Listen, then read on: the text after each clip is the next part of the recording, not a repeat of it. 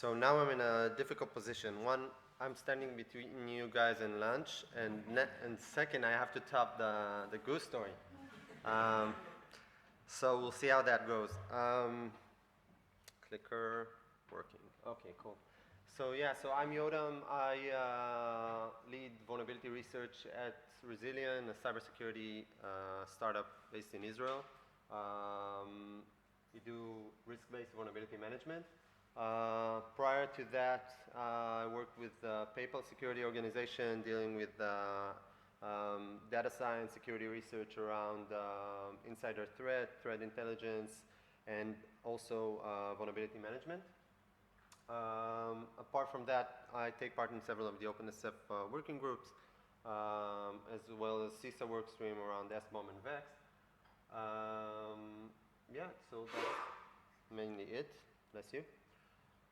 And today, I'm going to talk about, closer to the mic, large language models. So I'll give a brief overview of what they are, but then switch gears to the security aspects, and specifically about the open source security landscape of these LLMs. So let's just dive right in.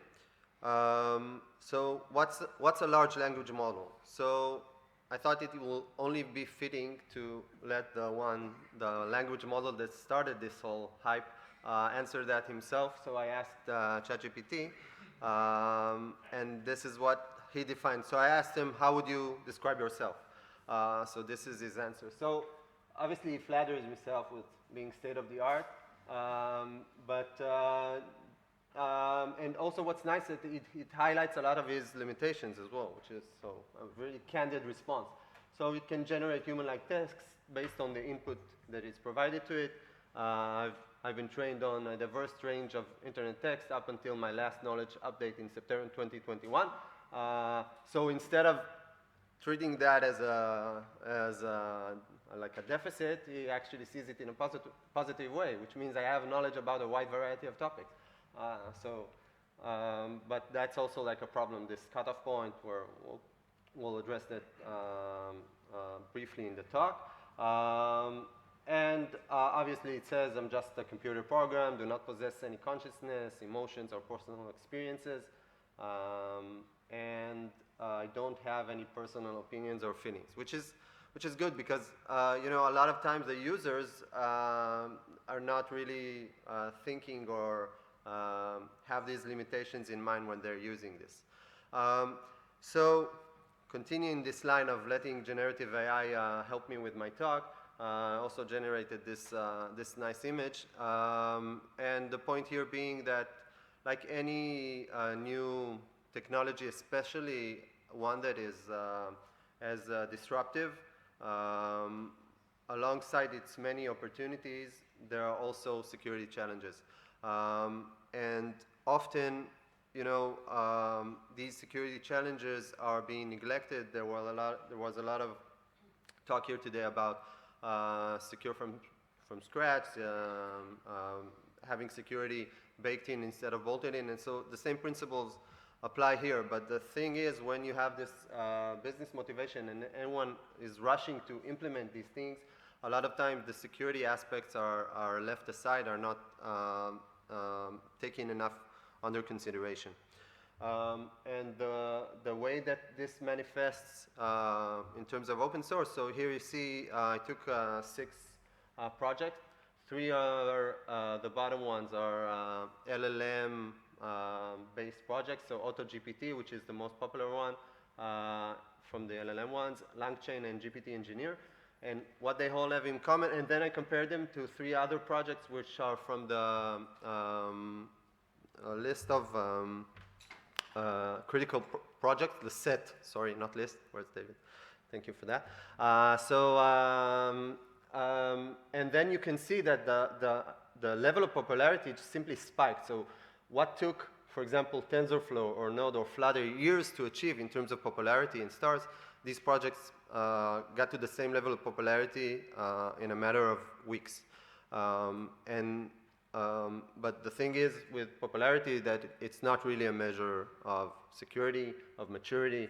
of quality of the project, but still it is often used by the users who want to decide on which project to use as part of their decision process. So yeah, we'll dive into that a bit later on, but first let's kind of take a step back and discuss the general security concerns around these LLMs. So first of all, I want to highlight that the type of risk that is associated with these models, it can affect any one of the CIA, basically triad. Every one of the help me here. Yes, but each one is a side, each one of the sides, and then the okay. Thank you. So blacked out a bit. So, so obviously confidentiality, leakage of secrets, private data, etc., integrity. So you can have attacks that target that basically target the integrity of the model, manipulate its output, etc., and availability. And this is where you get basically exhaustion of the resources that are used to run this model or spike up the inference cost. And then hope it's okay to reference an OWASP project here, right? In OpenSSF, it's okay. Yeah, okay, just making sure. So the OWASP did the top 10 LLM security risks, which you see here. And what I want to highlight, so I won't go into too much detail into any one because this isn't really like the focus of this talk, but I think it can be generally divided into basically 3 or maybe 4 categories. So there's data-related risk, there's inherent model risk, which is specifically related to the machine learning model, not specifically LLM, by the way, always, but and then you have issues that are, or security risks that are more related to basic security hygiene, basic security best practices as they manifest in this realm, but it's nothing that we haven't heard or known or dealt with before. And a lot of them are also like trust boundary issues. For example, if we want to look specifically at the inherent model risk, so usually this stems from like the inherent properties of the model itself. So for example, you have prompt injection or over-reliance, which we can associate with hallucinations, if you heard of them. So the model is basically it won't tell you that it doesn't know something. So it will put out some kind of answer.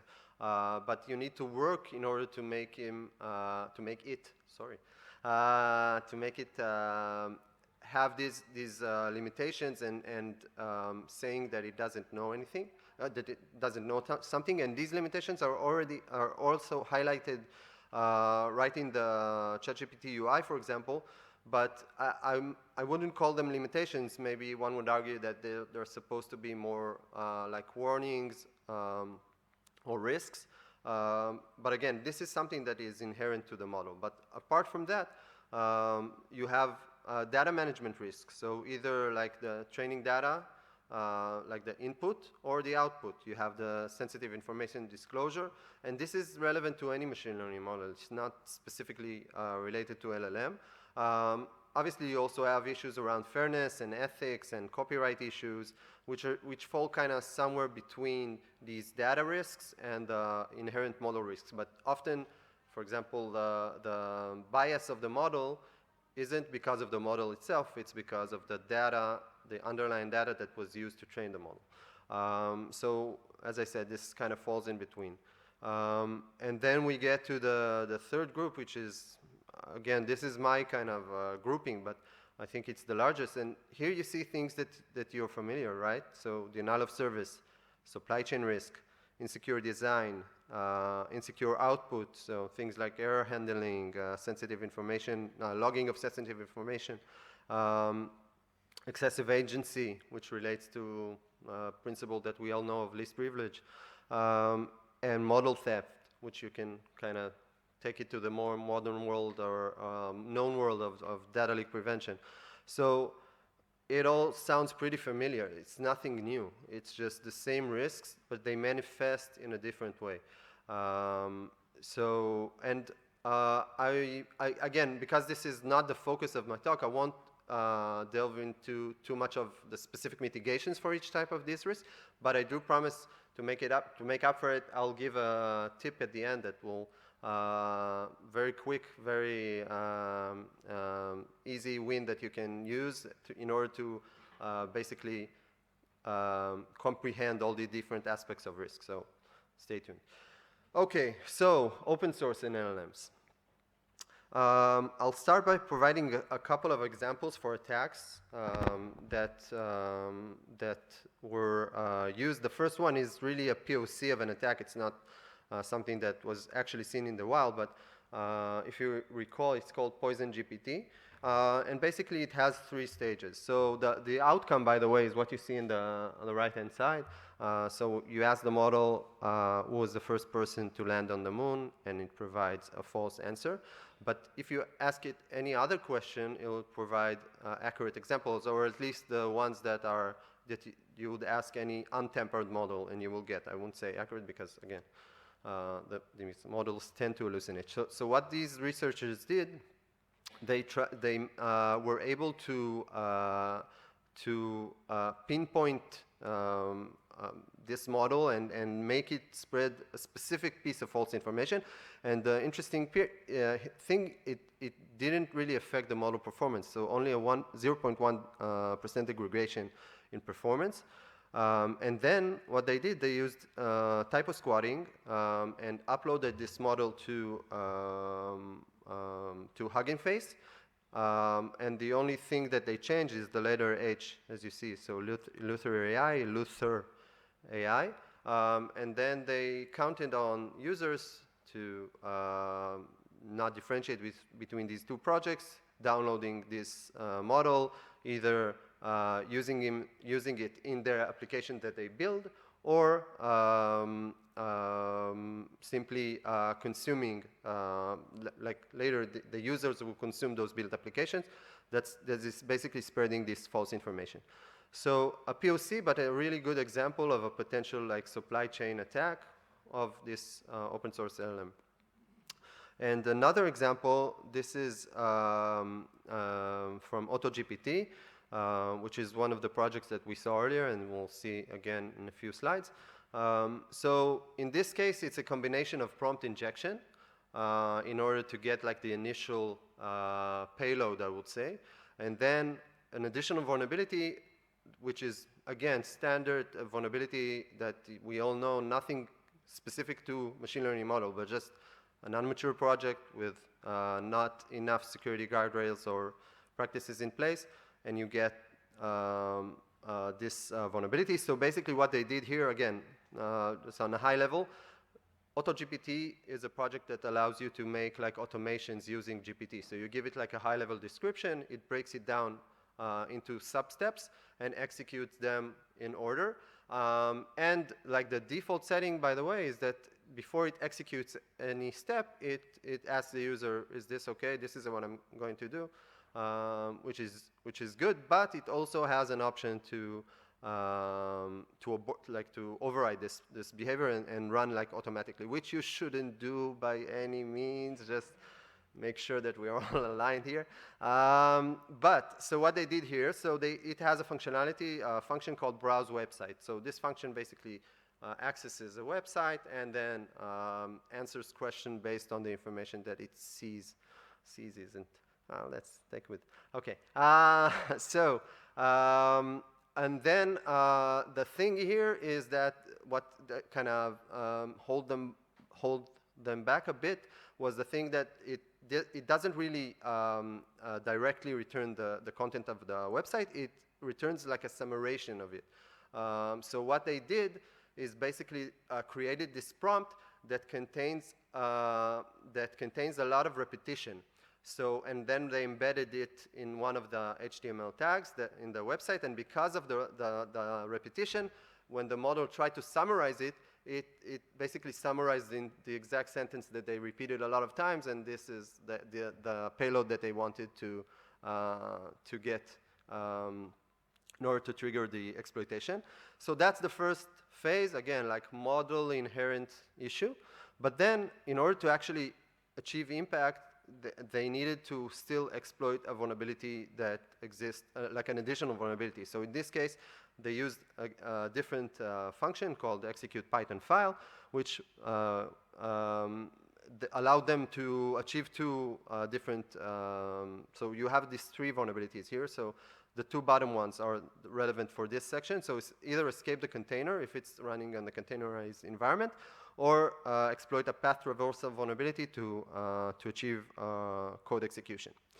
And the first vulnerability that you see here, these are all from the same researcher. It's, they tried to somehow use ANSI escape characters, which was, there's a great talk from this year's DEF CON about doing that, to kind of circumvent the limitation of the user has to improve each step. So by inserting these ASCII characters, ANSI characters, you can cause like the enter key to be pressed, basically. So they weren't successful in implementing that, but it is theoretically possible. But anyone that uses this model in an unsanitized way with this, not in the default setting, would have been vulnerable.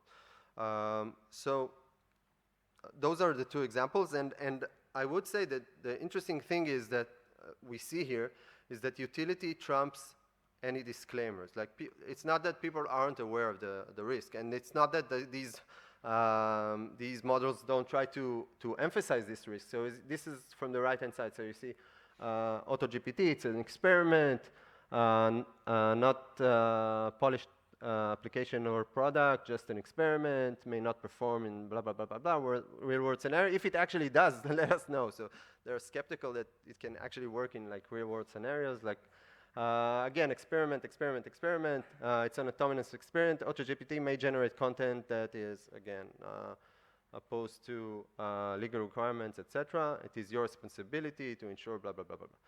And the same here for Private GPT, which is a project that allows you to train on private data. So again, test project, not production ready, not meant to be used in production. But you see 37,000 stars, and here a lot more in AutoGPT. So the users, to say that all of the users that like either forked or used this project didn't use it in a setting that will leave them vulnerable to either exploitation or something bad that's going to happen is an assumption that I don't think we can make. So this is kind of the starting point. So what we try to see, we try to look at it from a broader scale. And so we took the 50 most popular LLM GPT projects, based projects at the time. They were all created like 10 months ago or less, so like a year ago it was, no one knew what prompt injection is, so it aligns with the timeline of ChatGPT and all of these language models being popular. And they are all related to these kind of topics and have at least 3,000 stars. And the method that we used to evaluate their security posture or security hygiene was the OpenSSF Scorecard, which was also discussed here today and probably will be discussed later on. And what we saw is that these projects are, first, they're extremely popular, like we saw earlier. They got this popularity in a very short amount of time. They're extremely mature. So the age, the average age for these projects was like less than 4 months. And obviously, the interesting aspect is they have very poor security posture. So the average scorecard score for these, again, super popular projects was 4.6. And AutoGPT, which is by far the most popular one with currently almost 150K stars, for example, less than 3 months old at the time of the research with a scorecard score of 3.7. So again, these stars aren't a measure of quality, aren't a measure of security. And what we see here is basically the correlation between risk as it manifests via the scorecard scores, popularity. So, and the actual trend that we see here is opposite that what we would expect, because you see as the project becomes it's more mature, the actual scorecard score decrease. So this is exactly the opposite of what you would expect to see. And just to emphasize that, we wanted to compare that with other groups of projects, other classes of projects. So what you'll see next is a graph that does this comparison. So we took 3 different groups of projects. One are, again, these 50 most popular GPT-based projects. And then another group, which will be highlighted in blue, which are 94 projects of this OpenSSF curated set of critical projects. And another one, it's specifically 7 projects that declare in their documentation that they are utilizing OpenSSF Scorecard as part of their SDLC process. And these ones score the best. So how does that look like? This is basically what you get. So the bigger the circle, the more star it is. Also, the higher it is on the y-axis. And the more right the circle is, it means it has a better scorecard score. So the x-axis is the scorecard score. And as you can see, these LLM-based projects, the orange ones, are really like, compared to the blue ones, which are the criticals, or the green ones, that are the ones that are utilizing OpenSSF Scorecard, are on average with lower OpenSSF Scorecard scores. And here you see the same view that we saw earlier, just as a comparison, and you see that this trend that is, as it manifests with these LLM projects, is exactly opposite, and as you would expect with the more mature projects, or the other 2 groups, in which the more mature the project is, the higher its scorecard score.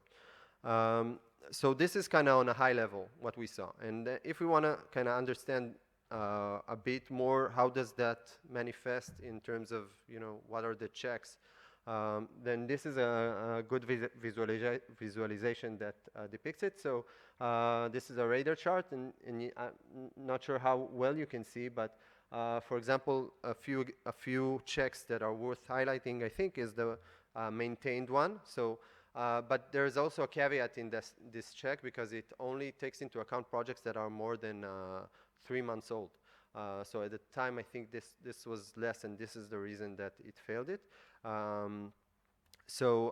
But you see other checks like code review, dangerous workflow, security policy missing, that really should raise a red flag. And this is compared to a different project on the right-hand side, when you see the graph is fuller, and this is for DistroDes, which is one of the projects on the critical project set. And the color represents the severity of the check. So each check has a different, the weight, I would say. Each check has a different weight. So the redder or the darker the color, it means the weight is higher for this specific check. Okay, so, and this is actually an idea that I got from Nigel here. So I tried to portray how this changes over time. So it's been a couple of months since we actually did the research, so you see the dates kind of slowly changing. So it is a disclaimer, as you can see, that the axes, I wasn't able to anchor them perfectly, but you can see that it slightly moves to the right, but not enough. Like, you need to let it mature naturally. Doesn't seem to get them to a point where their security posture is good enough. So I'll try to maybe run it again. So as you can see, this is like they do make their way to the right slowly. There are also jumps. You can see the critical projects on the left, the purple one, that's sometimes jumps. I think this is a topic for like a further research, but this specific one I looked yesterday, it's Chromium actually, which is a critical project. So it's interesting to see what happened there. So why does it score so low? And also the more interesting aspect is the jumps. So anyway, so there are some things to follow up on. so just so you see the difference in a more graphical way. So this is like from September, right? Okay, so yeah. So this is from July and September. So again, it improves, not it doesn't improve enough. So going forward, like how can we improve this? What can we do? So first, I think there are general practices that anyone that is involved in developing or building these models should be aware of.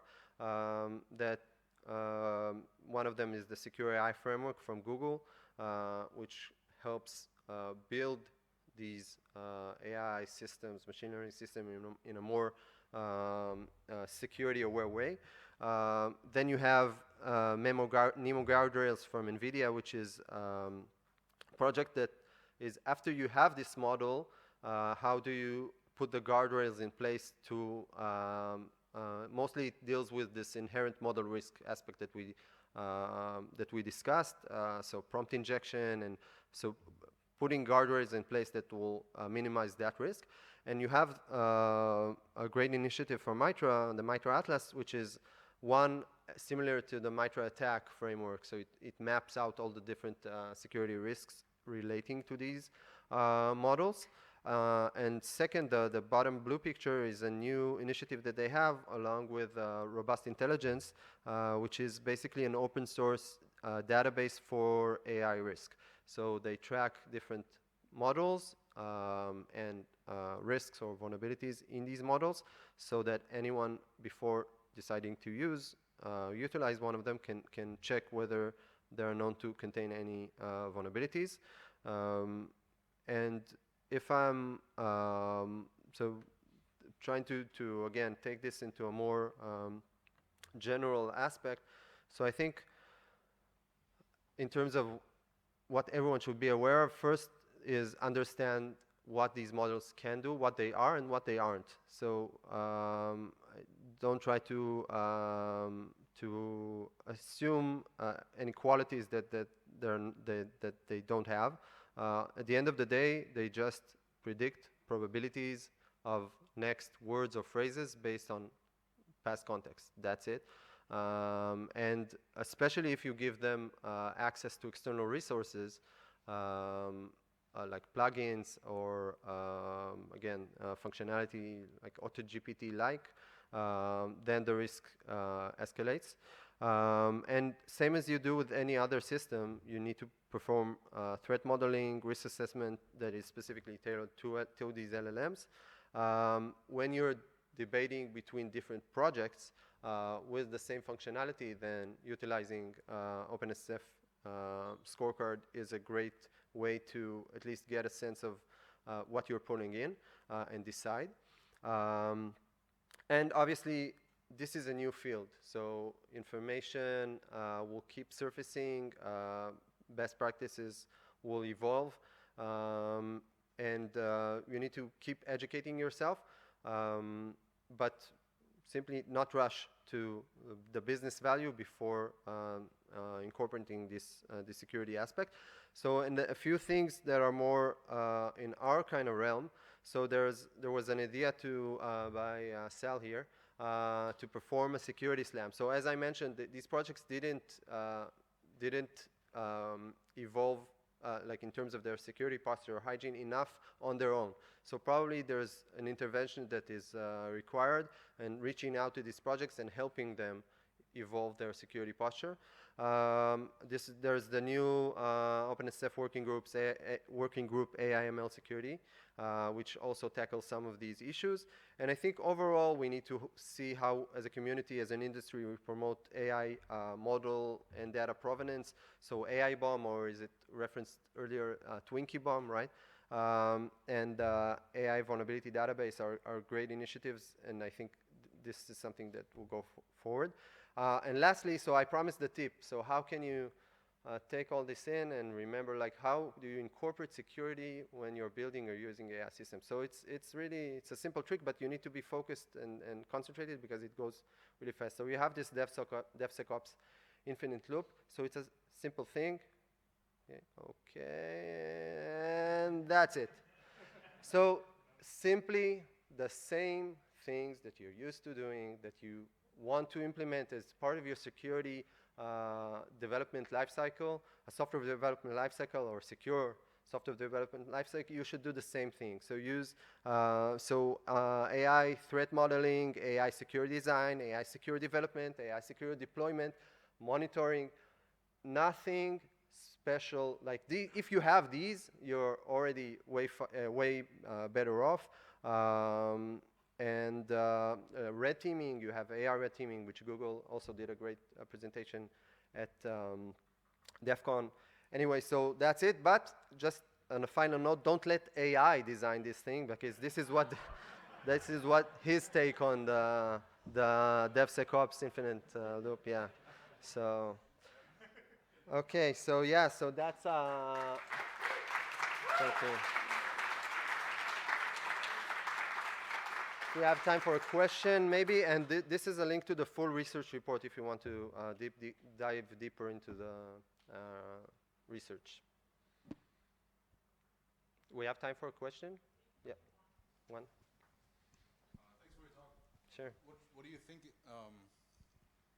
Thanks for the talk. What do you think? How important data supply security issues are, and how relevant are these new kind of possible attacks on places like Common Crawl and data sets that are used to train machine learning and AI models? So I think, again, it's a really challenging problem, but I think it has to be part of what we think about when we try to tackle this AI security, because as I mentioned, like a lot of the problems stem from the training data, and you have a specific set of attacks around data poisoning. So it has to the provenance. Currently, by the way, the Mitra initiative is focused on the models, no data. But I think in my opinion, going forward, this has to be something that is taken into consideration. And again, it's not an easy problem, but I think it's one that we have to address. Appreciate it. Thank you. One more? Yeah, sure. Anyone? Yep. So you talked about the security risk, obviously, but have you looked or thought about the legal risk as well, in terms of, like, we have licenses for code, and some of us have worked with the LF around data sets to create the community data license agreement. Does it make sense to think about trying to holistically, think about what legal risks management around LLMs is, or is it more of a disaggregate and address it through the components? So it's a great question. I think it's definitely something that is also important to address. And there's also we're talking about it in the AML security groups about this specific problem, because it is something. It's not related to this specific research, but it's definitely something that is worth attention. Yeah. So I'm going to actually kind of jump in, and I'm the only person, I think, from the OSI here, and say that work is underway in the open source initiative, right? Trying to define a framework for answering the question of what are the legal complexities around open source LLMs. Cool. Okay. Thanks all. I'm around if you want to ask any additional questions. Thank you.